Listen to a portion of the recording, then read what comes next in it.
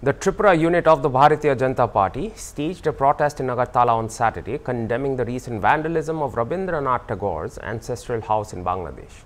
The protest march began near the Fire Brigade Chowmuhani, close to the state police headquarters, and proceeded towards the Akhaura integrated checkpost on the India-Bangladesh border. However, the rally was stopped by police barricades before reaching the border point. Protesters attempted to push through but later withdrew following discussions with party leaders.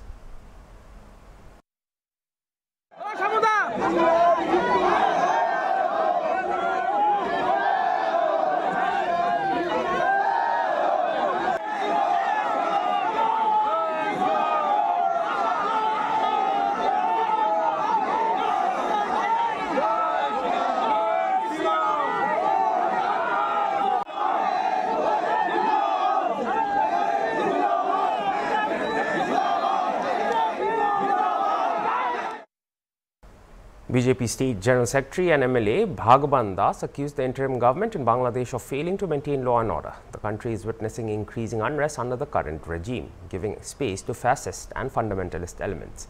He said the attack on Tagore's ancestral house is an assault on a global literary legacy. Rabindranath Tagore belongs not just to Bengal or India but to the world. Das also announced that similar protests would be organized across all districts and assembly constituencies in Tripura in the coming days to register public outrage over the incident. যে বাংলাদেশে অন্তর্বর্তী সরকারটা লাগাতার বাংলাদেশে একটা অস্থির পরিস্থিতি তৈরি করেছে।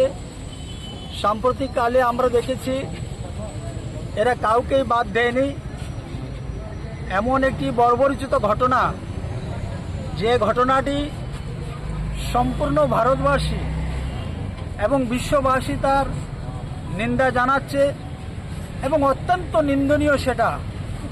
বিশ্বকবি রবীন্দ্রনাথ ঠাকুরের যে পৈতৃক বাড়ি, সেই বাড়িতে এই ফ্যাসিস্ট যারা বাংলাদেশি বর্বর যারা এইভাবে বাড়িটাকে ভাঙচুর করলো।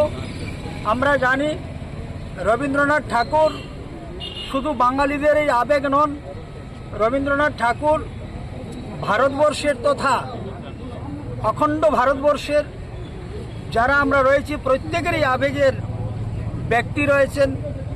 আজকে সেই আবেগের মধ্যে আঘাত এনেছে, এত নিচে নেমেছে এবং হিংসা এবং তার একটা সীমাবদ্ধতা থাকা উচিত।